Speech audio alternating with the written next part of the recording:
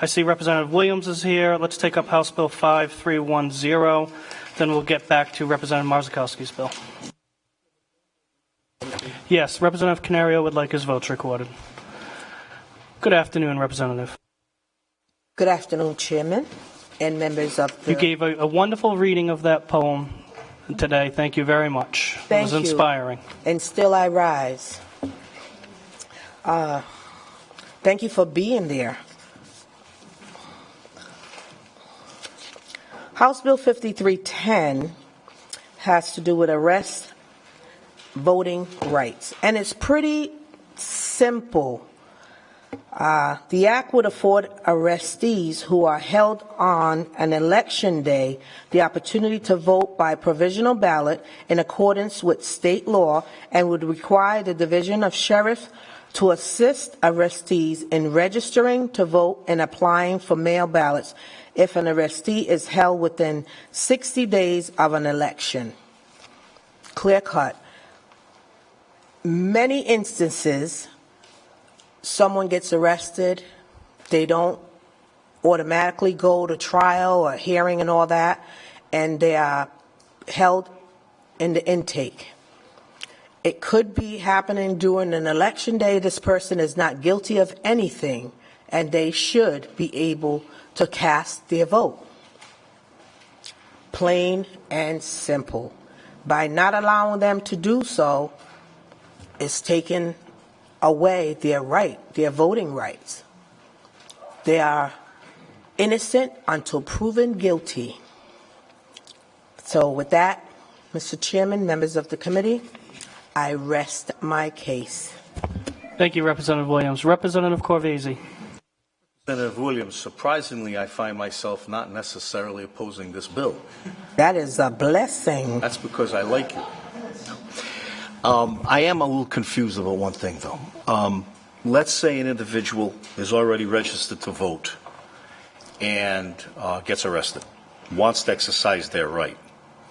The provisional ballot, is that, they would have to get that from where? From their city and town that they're registered in?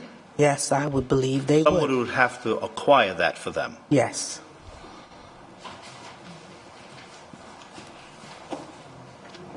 And the provisional ballot would include all the local offices or just the state and federal? I believe it's just the state and federal. I could be incorrect, What else is saying but something else?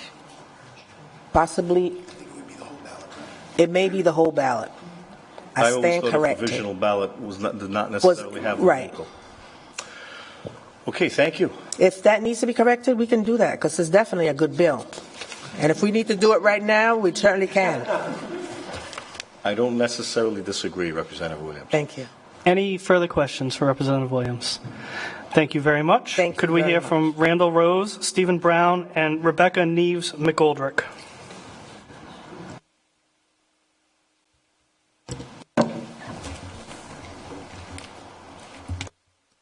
Thank you, Mr. Chair and members of the committee.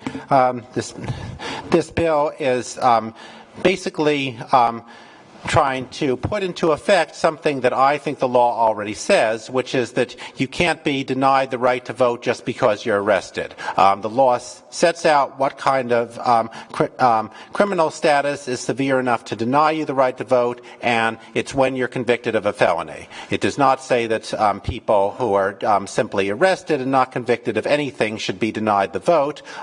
So that's the line that the General Assembly has made in the past, and in fact it's in the Constitution, and that's the line that people should be entitled to in practice. Just because you're arrested and not convicted of anything should not mean that you are denied the right to vote. Having the right to vote is a very important part of people's citizenship in this society. It's a very important part of people's dignity, being able to vote, and it shouldn't be made practically impossible to vote, even though you're legally eligible to. So what this bill does is it says that when somebody's under arrest, the agency that's holding you for arrest should make sure you're afforded the opportunity to vote a provisional ballot or a mail ballot. And I think that's a very reasonable thing to do, because it's a person who is innocent should not lose the opportunity to vote because of that. And I also think that it would be a useful reminder that just because somebody is accused of a crime and arrested doesn't mean that all of their rights get taken away. If somebody hasn't been convicted of anything, they shouldn't lose important civic rights like the right to vote. And this is a reminder to the agencies that hold them that they still have to respect the rights of some people who are arrested and not convicted of anything. So I don't think anybody would argue that people should lose the right to vote just because they're under arrest. And this bill just allows that to take place in practice. Thank you. Thank you. Any questions for Mr. Rose? Thank you. Mr. Brown, we are on House Bill 5310 by Representative Williams. I'm sorry, Mr. Knight, do you have a question for Randall? I don't actually. I just have a quick comment for the committee. I was just looking at, not on the merits, right, but I'm looking at subsection A. It says you'll be able to vote in accordance with 171924.1. I just kicked over to that section of the law, and it appears that that section of the law really only applies to people who don't appear on a certified voting list. So I don't think it's, as drafted, accomplishes the goal of the bill. So for whoever's taking notes. Very good. All right, Mr. Brown. Thank you, Mr. Chairman, members of the committee. On behalf of the ACLU of Rhode Island, I'm here to express our strong support for this legislation. As you've heard, arrestees are ones who are in a very difficult position in terms of being able to exercise their right to vote, and to the extent that process can be put in place to make it easier to give that opportunity, we think it's just as important as all the other efforts we've supported in terms of making the right to vote easier. The one other thing I'd add is I hope you also keep in mind who is mostly affected by this type of restriction in terms of being able to gain access, and that is people of color. It's unfortunate but true that poor people of color, are less likely to make bail, for example, and therefore find themselves spending time at the ACI while awaiting a trial. So we hope you'll keep that in mind as well in considering the importance of this bill. Thank you. Thank you, Mr. Brown. Any further questions? Any questions? Thank you. Rebecca Neves McGoldrick, who I do not see in the committee room, had signed up also in support of this bill. The ACLU has submitted written testimony, and that will conclude the hearing on House Bill 5310 by Representative Williams.